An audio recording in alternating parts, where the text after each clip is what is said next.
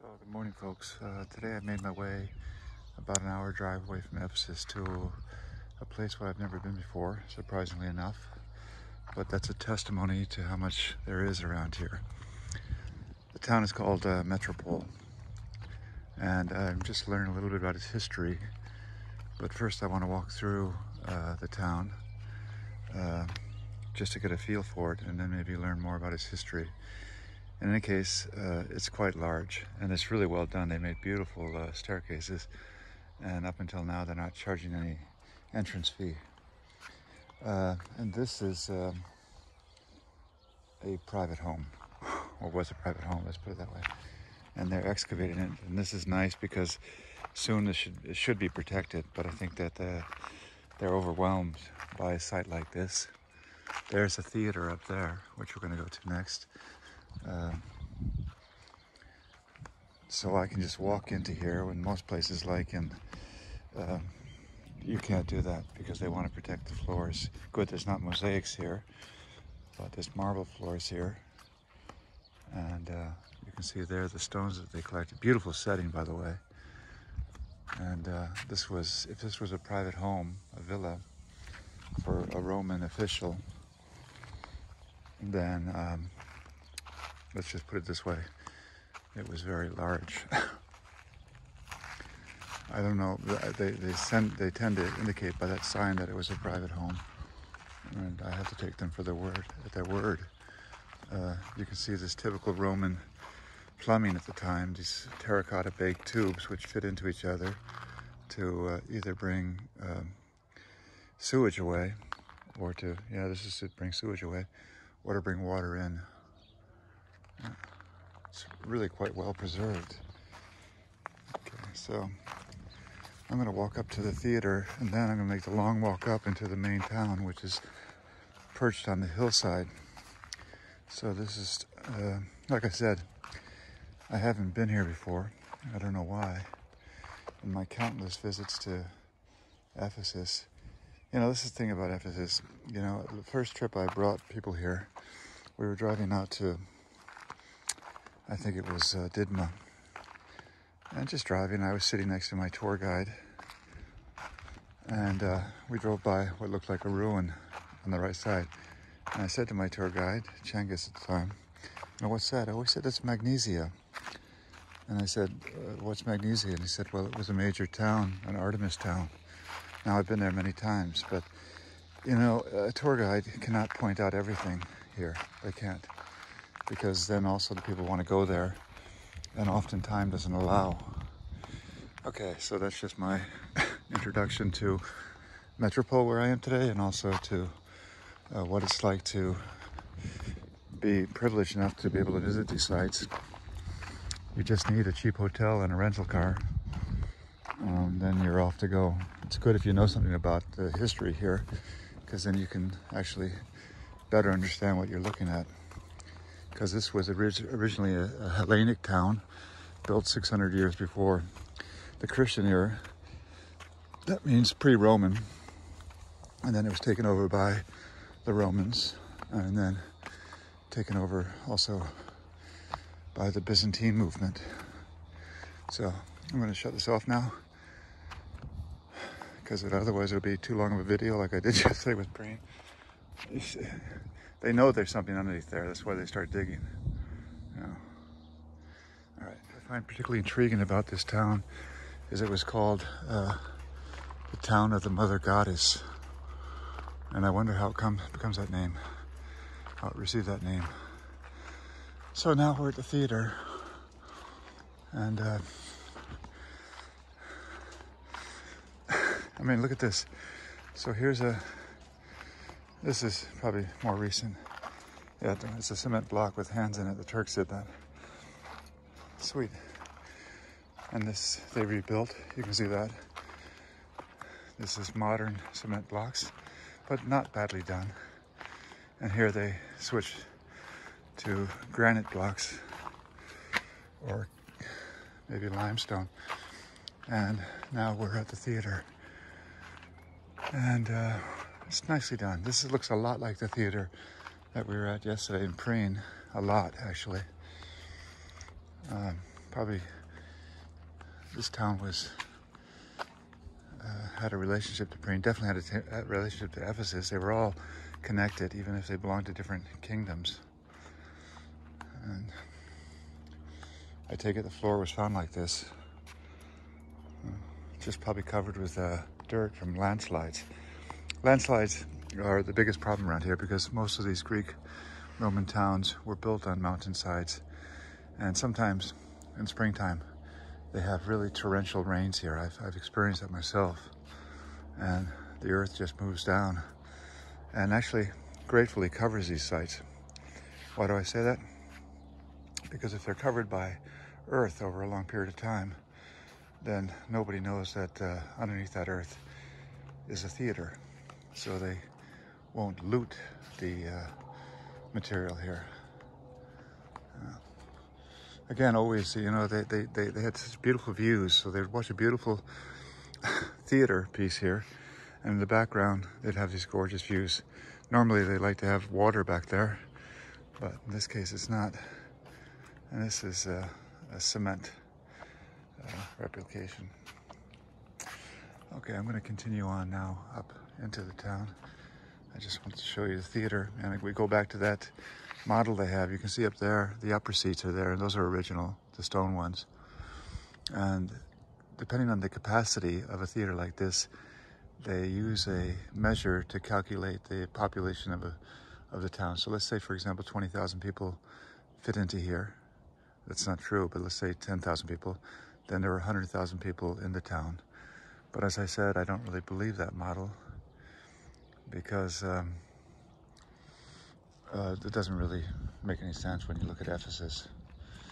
Okay, and here are some columns that have been repositioned. Olive trees, you can see that the olive trees, they've taken so much earth away from this is, you know, the balance between archaeology and nature and drinking beer. That they removed a lot of earth here, and this olive tree here lives on, but the level of the earth here, poor tree, was here. This was the level of the earth. So you can imagine how much earth covered. This is the root system. So I think the olive tree is fine with that. You can imagine how much earth was covering the theater at the time. Okay. I will continue. This is actually quite interesting. It looks like there's a source here on the mountainside of some white marble, which you don't really see often around these parts. You have to go to Aphrodisia to get nice marble. So that could be one of the reasons why they built a city here. And now we're entering a private home. And here we see these beautiful mosaics, gorgeous mosaics. Peacocks, pheasants, fish, actors and actresses. We're seeing it upside down. Maybe I can go here. That's it. Oh, next here. Lovely. Really lovely. And this was a house, a mosaic hall. This was a feast hall, built in the 2nd century AD. So it's clearly Roman, but the Romans were good with mosaics. So yeah, it's a small place where they indulged in gluttony, no doubt. Right next to the theater, by the way. So first you could do a little partying, have a little feast, a little wine, get a little drunk, and then go over there and watch a nice show, a nice performance.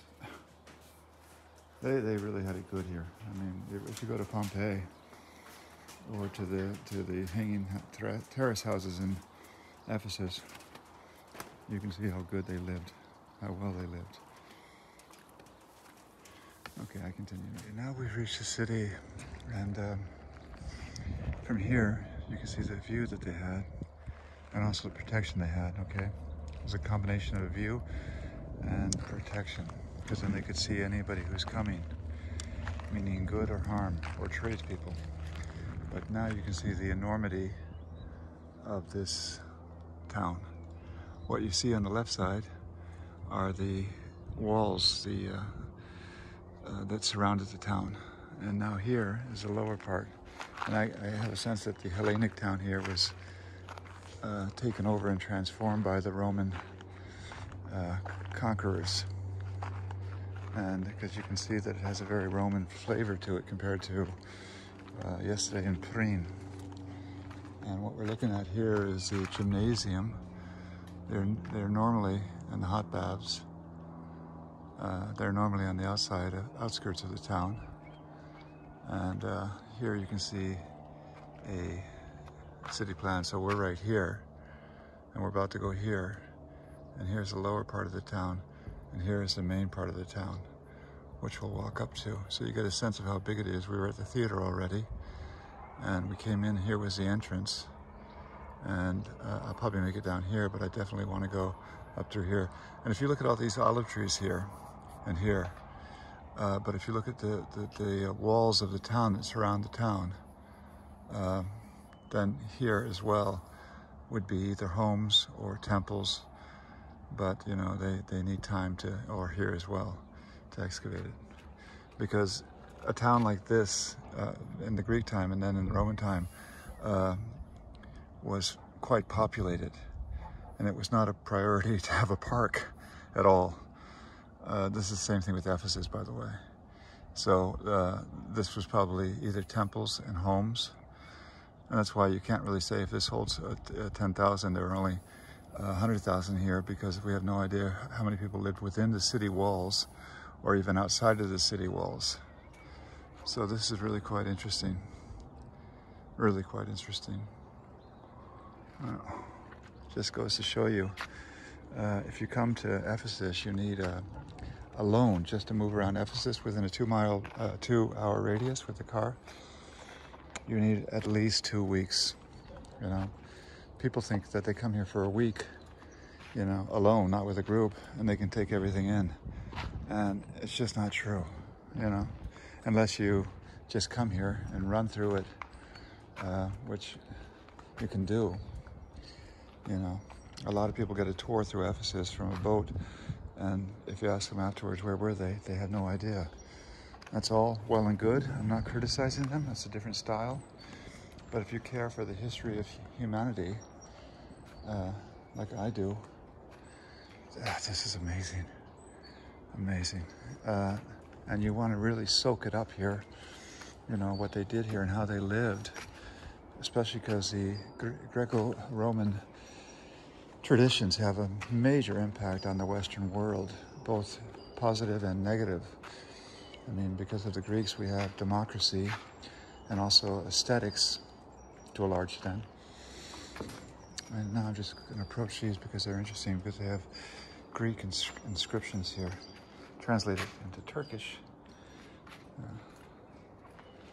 And here are the hot baths. That's why you can imagine that most of these mountains around here were denuded, because they had to take so much wood from the mountains to keep these hot baths going, or to build ships. Like Patmos has hardly any trees, because they don't really regrow by themselves. And here's the hot rooms again. Do you see how enormous this is? I mean, this is enormous. And it continues, you know. You see structures like this in Pompeii, or in Aphrodisia, or in Ephesus. You see, then here they brought in the hot water, and there are the marble floors, you know, heated.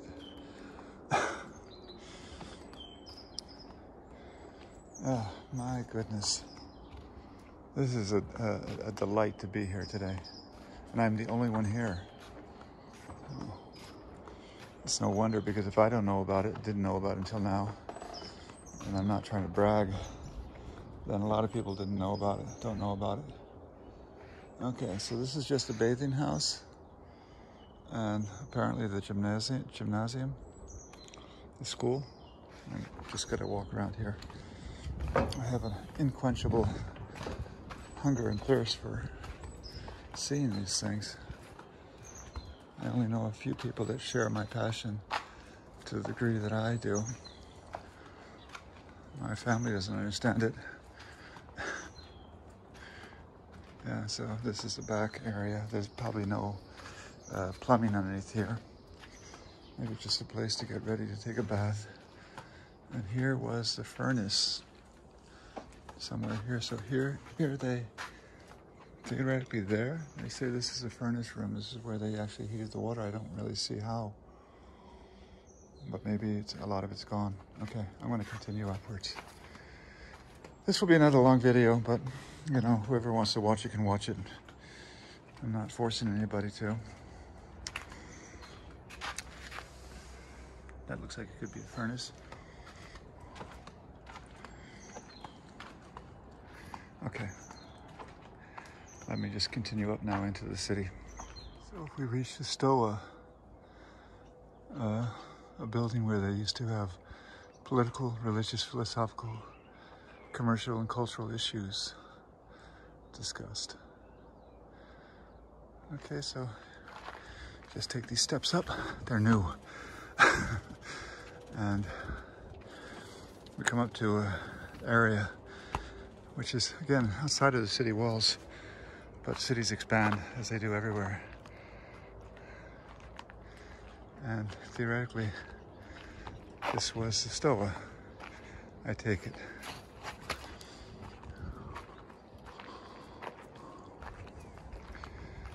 I don't quite see it, but I assume they're right. And I gotta get up there to walk inside the wall. Yeah. It must be somewhere marked that this was the Stoa. Well, it's really interesting when these are all new stones. Nicely done, actually. Those are original. It's really rare, I'm sorry to say this, that the Turks can actually replicate an original stone like this so well as that. And I think it has a lot to do with the setting. If you have an archaeological team coming here who can appreciate not only the temple, but the setting, and they spend time here, they sort of attune themselves to both the temple and the landscape. One of the best examples is Sardis, which is not far from here, where they discovered the great Artemis temple of Sardis and the town. And that place is beautiful. And if you look at the website from the Sardis people, they're Americans, doesn't matter. They make beautiful videos of Sardis, and they've done a beautiful job restoring it because I think the setting is so beautiful. And I think that goes into the people here. Also the Turks who work on these sites, and they start coming into resonance with the reason why they would build a city like this, or in Sardis, or in Aphrodisia, in such a beautiful setting. All right, I'm going to try to make my way up here, and so it's not going to be easy. So cameras off. Myself a little bit, because what's above me now, they call it a medieval fortress built during the times of the Crusades. Okay, so those are not Roman walls. Maybe the above there is. They are, because you can see how fine the stones are above, but below less so. And they call this the city of the Mother Goddess. And here you can see something really interesting. Here is the Mother Goddess, which was used in the medieval walls, and they're taking her out. And now she's in Izmir, in the museum in Izmir, where I've been, but I unfortunately didn't recognize her from here. It's interesting, why would they call this the Mother Goddess? Well, there's a lot of reasons which I've been trying to expose, also in my videos from Patmos, is that the goddess energy in this whole area was the energy which was first venerated, long before the Hellenic Greeks came, and then the Romans came afterwards, and then the Byzantines came afterwards, and then the Christians came afterwards, the Arabs came afterwards, what do I know? And the Ottoman Empire came afterwards. the initial veneration in this area was probably focused on the divine feminine, probably focused on Sibylla first, and then afterwards, or along with the great Artemis, who was the great goddess of Ephesus. Yeah, I'm sorry to rant on about that, but when you see a description that this is a city of the mother goddess, and then you don't see much evidence of that here. Good, they took them off to museums. They don't leave them here. Then it could be that somewhere up there in the stones, and maybe I'll see it, will be a cave that's been hand carved. This is a Roman piece just stuck there. Stuck there. Oh, wild. Which might indicate that the first celebration, the reason why they made a settlement here, probably first a very humble settlement, was because they venerated Sibylla. So I'm going to walk up there and see if I can prove my thesis. The city walls, you can see that this path is newly done. And why is it here? Because they discovered a sanctuary to Zeus, Kresimos. I'm not sure what form of Zeus that is. And again, this is outside the city walls. And this is clearly Hellenic, not Roman. And the cult place of Zeus Kresimos. Amazing. So, this is what I'm saying, is that they probably discovered this more recently. The sign looks not that new, but not that old. And it was discovered on the northeastern slope of the Acropolis during the surveys in 2015. So it's 10 years ago, 9 years ago. And they found at the base an altar or statue of Zeus Kresimos. So this is really quite extraordinary. And this is the thing about this whole area, is they start excavating an old town like that, and then they start poking around here, and suddenly, because you can see this was all buried, with landslides, they find a beautiful sanctuary dedicated to the main god in the Greek mythology, Zeus, or Zeus. Extraordinary. There they probably found mosaics, and they covered them with pebbles to protect them. Yeah, they definitely found mosaics. You can see some on the edge. And they have to protect them from human traffic, sun, and dirt. They know what they're doing. And so here, amazing. It's a small sanctuary. This is what you would call a sanctuary, not a temple. They call it a cult place. They don't call it a temple or a sanctuary. And it's been lying under earth now for probably 1,500 years. If the Byzantine folk found it, they would have turned it into a chapel or a church. And the Roman folks probably used it as well. I can't say. And you can see that they've started to excavate. They haven't met this edge here because there's no stonework here. So it probably goes even further. And they'll probably do that because this is the main inner walls of the inner sanction. And there where the other was a corresponding wall.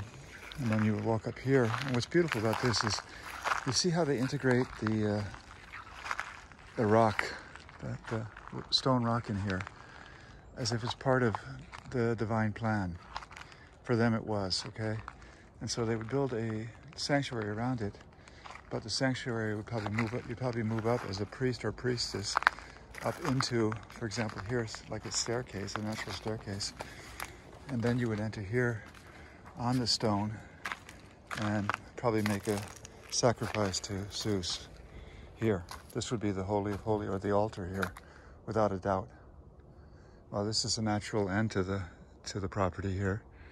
And so I'm standing actually on the altar where Zeus was venerated. And they probably had a statue of Zeus here, which is long since gone. Maybe, hopefully in some museum and not in private hands. God, this is exciting.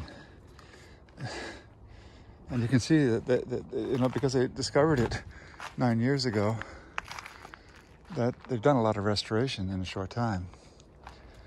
And this could just be the tip of the iceberg here, in as much as if they have a Zeus temple or a sanctuary here on the outside of the town, then more than likely to that side or below or to the other side, you might find a corresponding temple to, for example, Hera, or up there even, or to Artemis, or Apollo, or Demeter.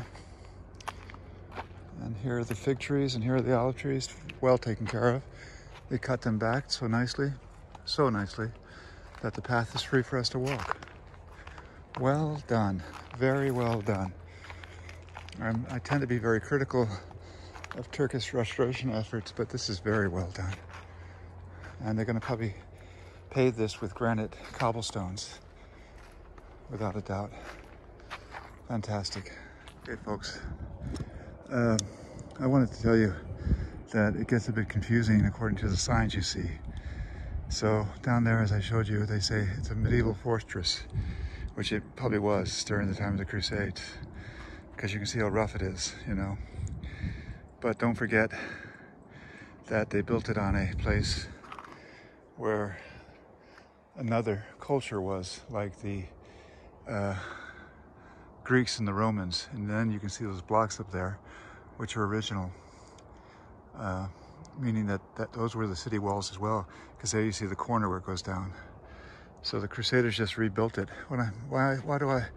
I'm here because, like I said, I want to know why they call this the City of the Mother. And now I'm up at the upper part where nothing is built. However, there's rock formations. And you can see that on these rock formations, which are not disturbed, by the way, there are some things carved in. 1, 2, 3, 4, 5, 6 things carved in. But you can see also here, I have to be careful, a cave of some sort. Now, why is that significant? I don't know. I don't know how deep it is. I don't know if it's a passage to a larger opening down there. There's a fig tree which is not doing well. Normally fig trees are so tenacious. And here, this is carved out by hands. This is definitely carved out by hands. I don't want to stress this on you folks, but this is my passion, as some of you may know. And this is the highest point in the city, or nearly the highest point. And if there's a rock formation like this, which has been hand carved, hand chiseled, like that has been in a cave, and let's go see what's on the other side, then the likelihood, here's another inlet down into the earth. This seems also carved. The likelihood that they had here a sanctuary first, before any other developments or any other people came here, that they celebrated here the divine feminine in the form of Sibylla. I'm sure of it, actually, because why would this be undisturbed here? This is in its natural state, right? Except that they carved, maybe there's some landslide here, except that they did definitely carve this. I don't see anything on this side indicating another cave, but I would not doubt it in a moment. Here's a piece of terracotta, baked terracotta from the Hellenic times.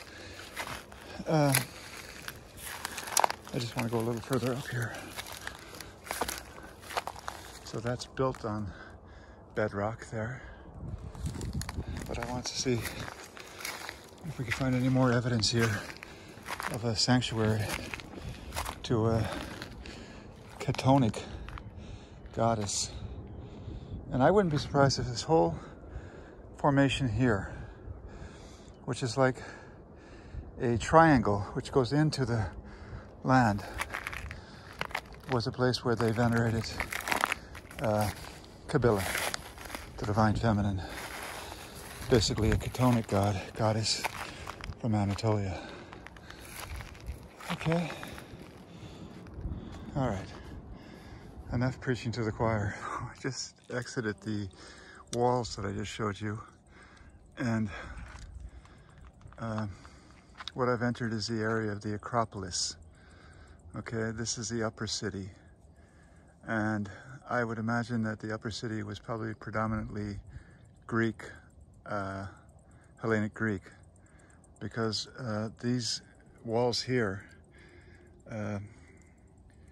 create a second city below, which was probably first Roman and then belonging to the time of the Crusades. And I just want to take a look around here to see what we can see. It's the top. They said they flattened it out. I don't know how they know that. And this is just a sitting area for the people. The Turks love to take picnic in places like this. Actually, the Turks are the world champions in picnicking. Really are. And why? Because the Turks came here about 1,000 to 2,000 years ago from lands in the east, and they were on the move. And so they always had to prepare a meal on the move, and they had to plan the morning of their travel. As they were coming towards Anatolia, they'd have to plan that they had enough food to make it to the next place. And so they would pack, what do I know, grapes, dried figs, nuts, eggs, some meat, bread, and then take that along with them and take a break. Here's a Greek column. There's some columns here. And that's stored in their cell memory to this day. Because when you drive around here, you'll see in the middle of nowhere a Turkish family just sitting down, enjoying a nice lunch, literally on the highway, you know. And even my friend and my tourist guide, Yulchul, who was raised in Germany, his dream for us is when we take a trip, is that we'd pack picnics. And I like it, you know, it's nice. But I didn't tell him this. But I know where it comes from because his family originally comes from Turkestan. That's why he has his name. And they came here also about 1,000, maybe 1,200 years ago. Yeah, and so he's got that stored in his memory that it's nice because it brings him back into a time where everything was very much simpler. And he says, Paul, couldn't we just plan to buy some cheese and some wine and some bread and just make a stop somewhere and make a picnic? I said, Joshua, I would love to do that with the group, and maybe we will. Okay, so this is the I can talk about everything here, you know. So this is the upper wall, also probably Hellenic, I would guess.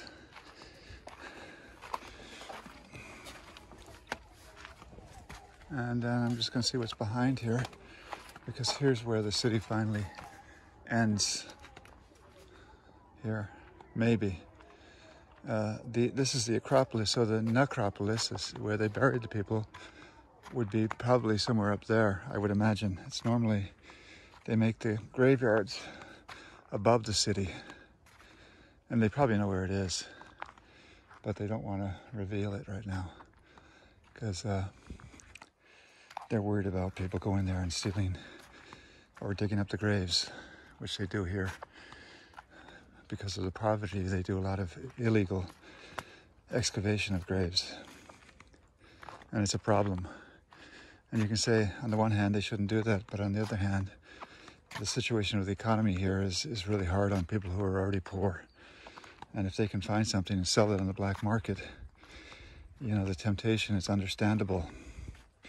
And I say this as somebody who loves archaeology, that I understand there's a cave down there. Clearly a cave down there. And you know what? I have to go there. Do you want to go there with me? You have no choice. Either you turn this off or you go there with me. Because if I shut the camera off and turn it back on, it's hard for me to find the on button. In any case, you know, as somebody who cares a lot about world history, and it belongs to everybody, and especially history here in Anatolia, you know, this robbing of the tombs and illegal digs of the graves is a pity. It's a real pity, because the black market is really strong, as we know. And then you can say these poor people, these poor farmers here, who are living on subsistence wages, and especially because they have 100% inflation here in Turkey in the last year and a half, then the temptation is really strong, you know. Maybe they don't have enough food for their kids. And they said, you know, we know that under this tree here, and I've seen this with my own eyes, maybe a Roman soldier was buried with his sword and his armor. And so at night they just cover the area and start digging with a bulldozer or with shovels. And they often find something. But that's, you know, that's just the state of the world.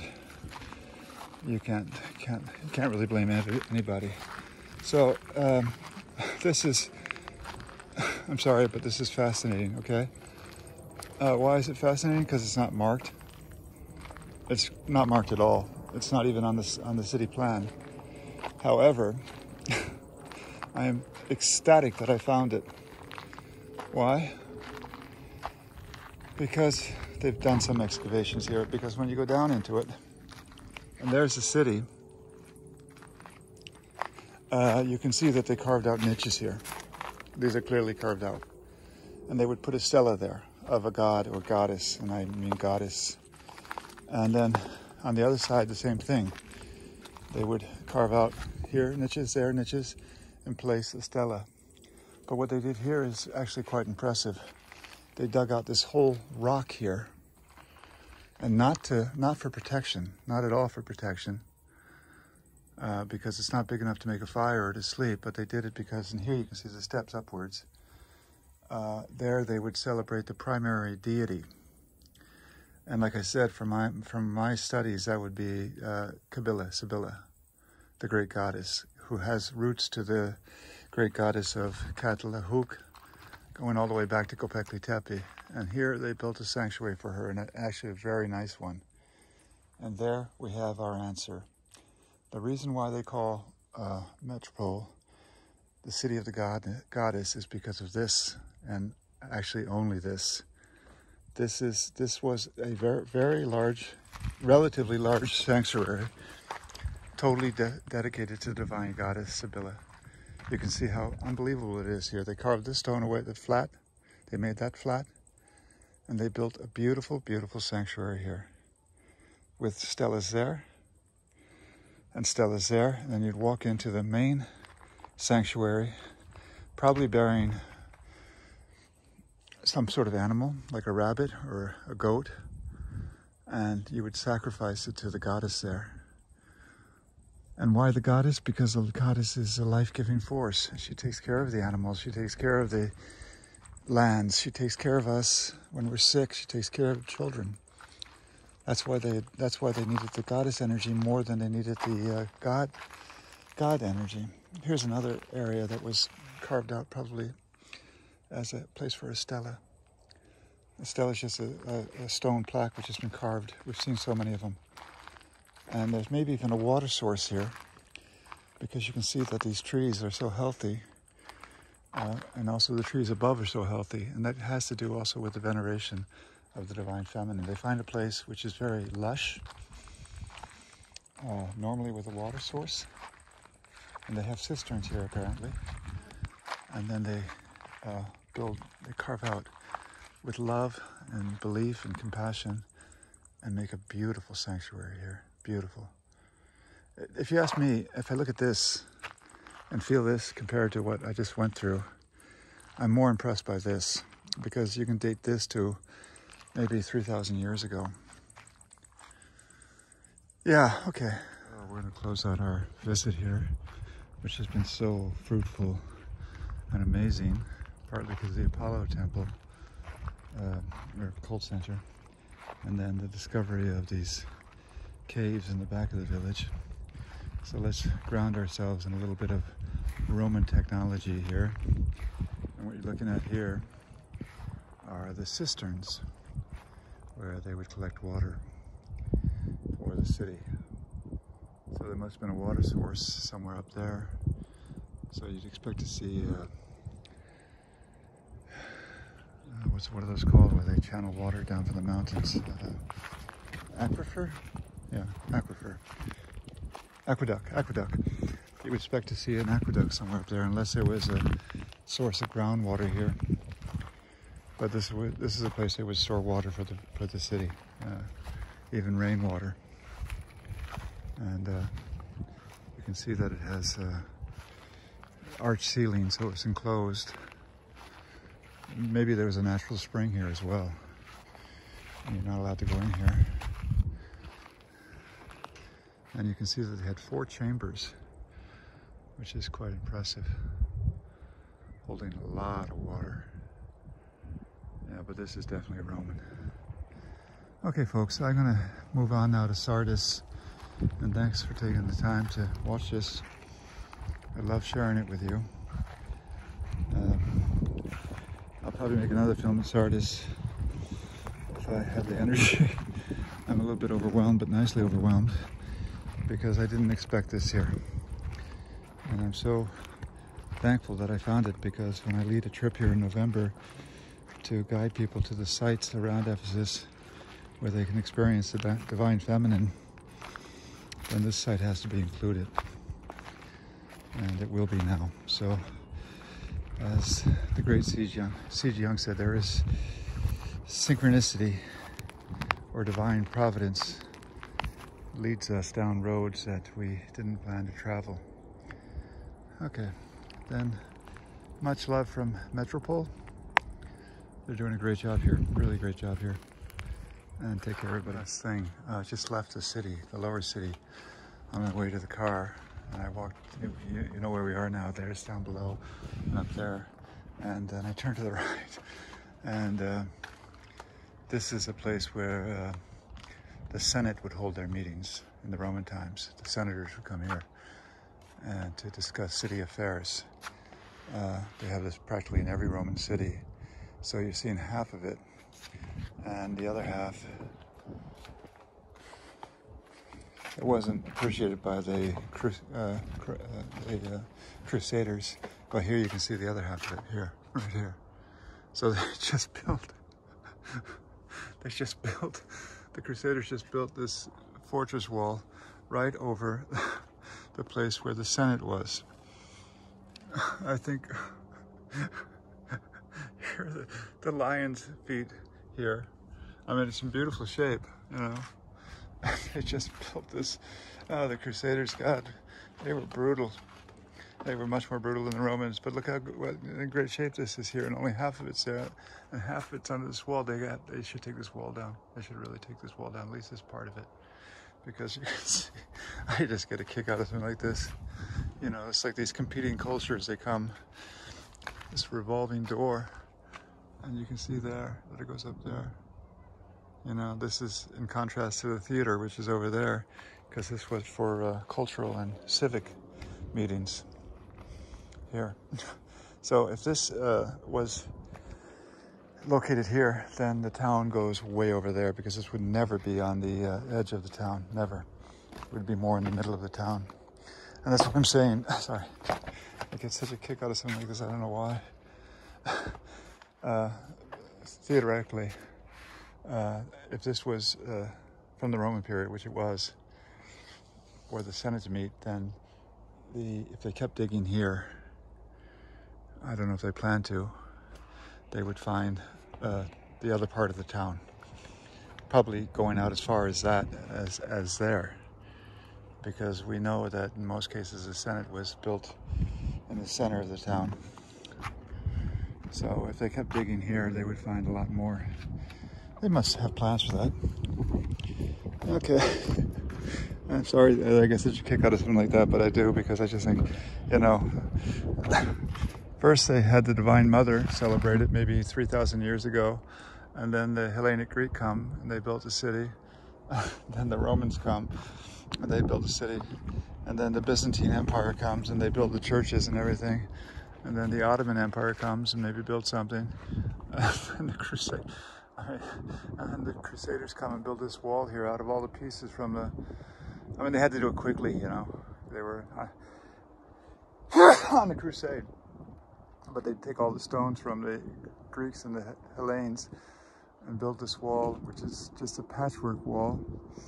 But then they cover the center. Oh, I'm glad I can get a kick out of this. Some people would find it tragic.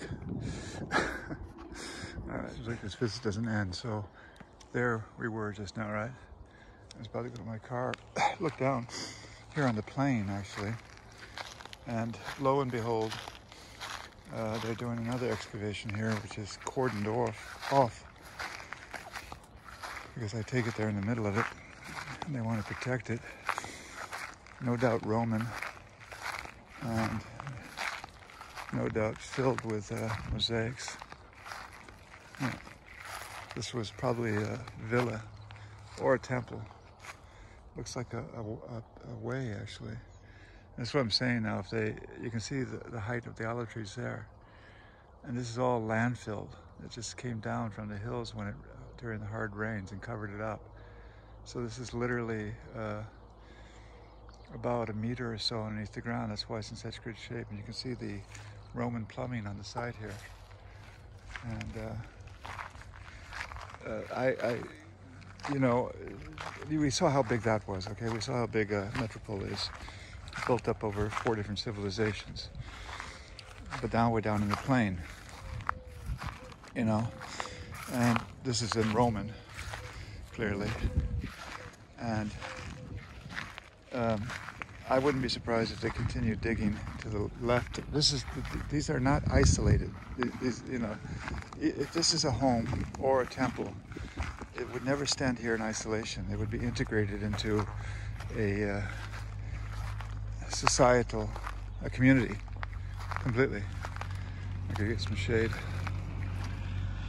So they're actually doing some digging here to see what else they find, to see how far it goes out.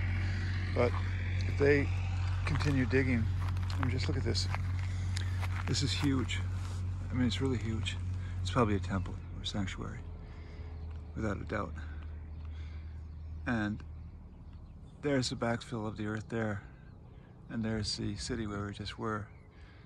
This complex during the Romans anyway, was enormous, much bigger than I think anybody imagined. And if they do that, if they dig and remove this earth, they're going to find either more temples or more homes, without a doubt. Okay, I gotta get out of here. This was like Christmas. So this is the Arapli Tepe church, which is 6th century. And it's built down below from the city, not in the city, which is unusual. Normally they would take over a structure, but they built here, maybe on the site of a Greek Hellenic temple, probably actually a new church, or a church that was built from recycled properties. And it's actually fascinating, because most churches I've seen here in Anatolia have been saying we're at the site of a church which is dated to the 6th century, here below Metropole. And my cell phone complains of storage problems, but there's some beautiful things to see here. Like, look at that. No idea what it means. In any case, so Ephesus was the seat of Christianity up until around the year 400, and then it was moved to Constantinople. Irrigation pipes. Well, this was all farmland, and you can see it. And now the question is, with these pillars or bases here, here's a baptismal font, classical for a church. that they would bring people, children or adults here to be baptized here. There. And then you see a faint outline of the church. There's the outside walls. Covered again with landslides, you know, not intentionally, but with landslides. The heavy rain moves the earth everywhere. And so it was quite a large church, so it must have been a large community here. And the fifth Byzantine community. This was clearly a Byzantine church. Here's the asp here, behind it. They put this is not the ground level. This is the ground level then, or at least where the top wall is. And then they put this altar here to show what it would be like to have a church here. As I said, Metropolis is filled with mysteries.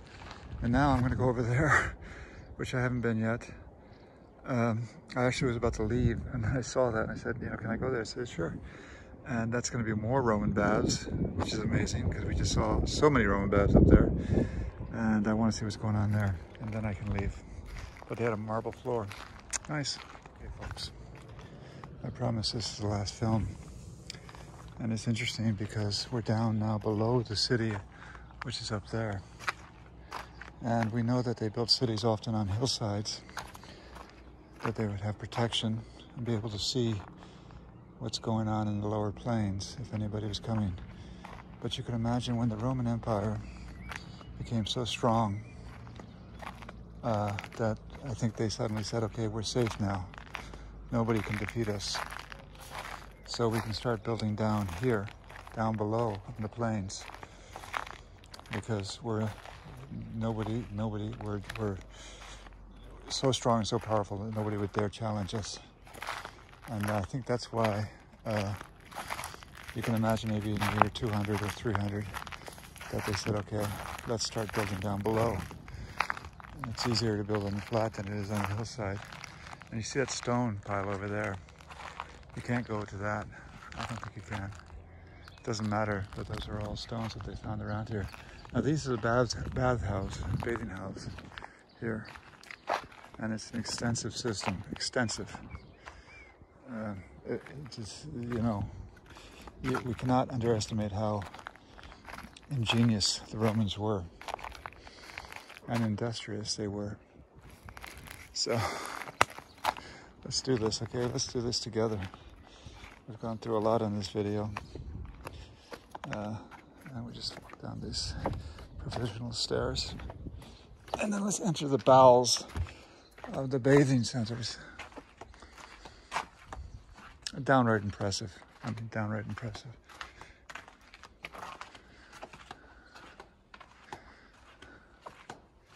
I mean, the city itself up there was incredibly impressive, but then you add this to it, then you can imagine what this Roman city was, because they say it had a strong trade connection with Ephesus and with Malay, which are just down the road. What they traded in, I don't know, but you can see how far back it goes here. Amazing. And these vaulted ceilings are extraordinary. Architectural feats, really. Don't forget, it was the Romans who developed the arch, not the Greeks. And I'm just walking through just to give you a sense of this. This video will be way too long, but I'll just put it on YouTube. If anybody plans on coming here, at least they'll... Ow! It's dark here and I just tripped over a stone. I'm okay.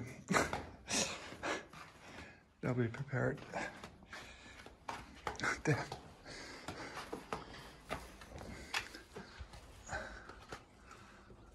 Okay. Do I go up? I think I go up.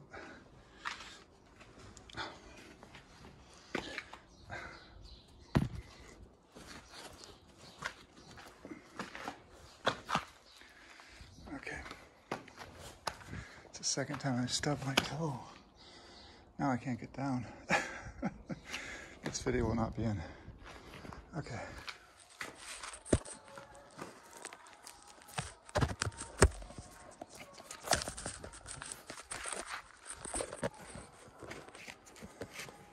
This place Needs to be a bit more secure.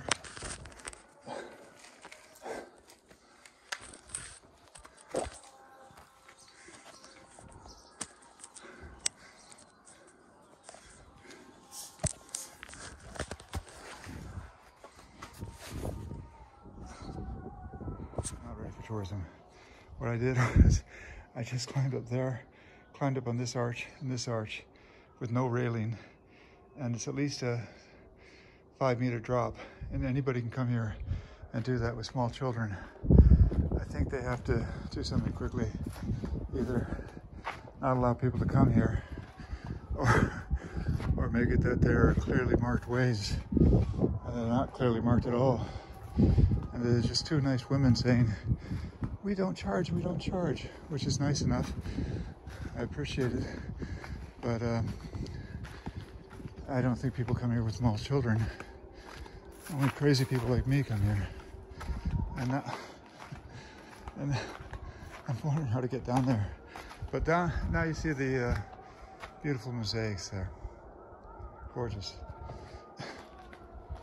And these terracotta plumbing.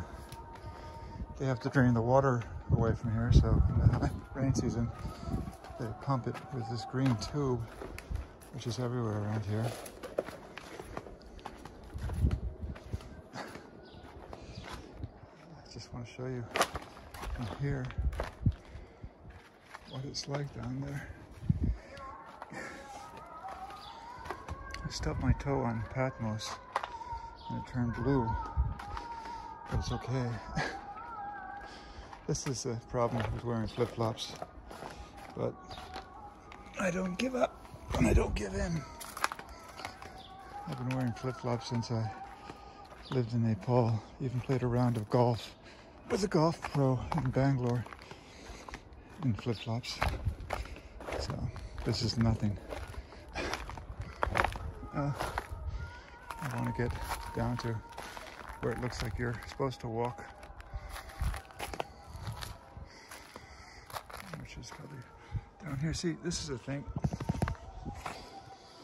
Anybody can walk on these mosaics. Good, the mosaics are not that extraordinary, but they need protection, you know, and they don't have it here. Good, they have this thing, which is nice. And they're not extraordinary compared to what we've seen already in other places. You have the swastika, but mind you, it goes in the other direction. It has nothing to do with Nazis. And now, where to, brown cow? I'll tell you, if you folks want to join me in November here, be ready for some adventures. Every day an adventure, I tell you. Between me and my guide, Yulchul, he shares my passion. You won't miss it. You won't miss a thing. We'll take you to places like this where nobody goes, and even show you things here which nobody sees. That's why I'm doing some research now. Here's another mosaic floor all around here. This was nice. I mean, you have to imagine how this was. I mean, extraordinary. This is huge, right? And these were Roman baths. You know, probably for the garrisons also. You hear the call to prayer. It's funny, that's the call to prayer, and you hear it here, but you just don't hear it in Izmir or in Selçuk, because the people are not that, let's say not that, they're devout, but not that devout. They don't pray 5 times a day. But it just takes one mass, and it's nice. I remember I was in Konya with a group, and I woke up in the middle of the night, they were doing the call to prayer, and I said, I've never heard anything so beautiful. And I wish I'd recorded it. I don't know if it was live or recorded, but it was so beautiful that I just stayed awake just to listen to it, you know. Konya is very religious, by the way. So they have competing call to prayers from different mosques. They actually timed them that one would stop and the other one would start. But here, I'm just trying to stay focused. Some people say ODS. I don't know. If I do, I have it. But here's this extremely large mosaic floor. This must be at least, from there to there, it must be at least 60 meters and at least 10 meters wide. Enormous. Enormous. And there's a farmer now raking up the hay. And he's walking, literally, he's walking over ruins. And he might be aware of it, he might not be aware of it. No. Doesn't matter. And now I'm coming down to, there's a lower exit. Let's see what it says here, just to get our orientation. Although I tend not to trust these signs.